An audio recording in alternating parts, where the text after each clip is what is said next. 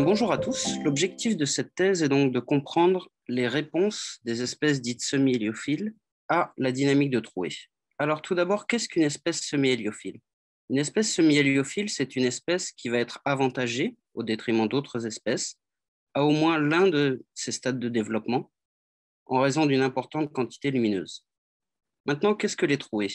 Les trouées sont des ruptures dans la structure tridimensionnelle de la canopée qui vont se traduire par une baisse importante des hauteurs de canopée sur une superficie donnée. Il s'ensuit alors une importante arrivée de lumière au sol.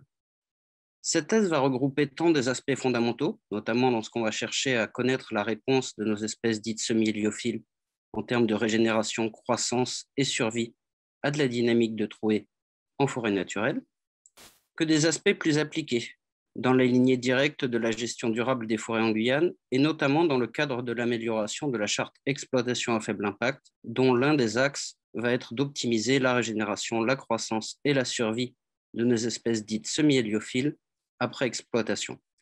Il faut savoir qu'en Guyane, les espèces semi-héliophiles représentent la majorité des espèces récoltées. Jusqu'ici, les études de dynamique de trouée étaient difficiles à mener, tant sur de grandes superficies que dans le temps.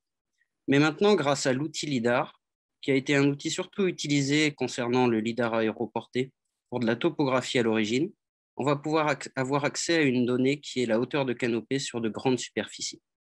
On va ainsi non plus avoir une image dite statique et descriptive de la canopée et de ses trouées, mais on va pouvoir modéliser une dynamique de trouée. En modélisant cette dynamique de trouée, on va pouvoir créer et faire évoluer dans l'espace et dans le temps un indice lumière.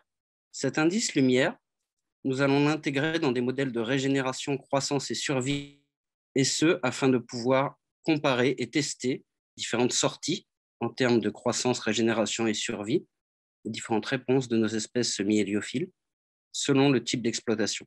Les résultats de cette thèse seront donc directement traduits en sylviculture en Guyane, où l'on favorisera l'utilisation de types d'exploitation qui vont permettre de maintenir, voire d'augmenter la densité de nos espèces d'intérêt au sein des parcelles exploitées, ce dans le temps, après exploitation, et sans avoir besoin d'augmenter leur densité en plantant directement sur ces parcelles. Je vous remercie de votre attention.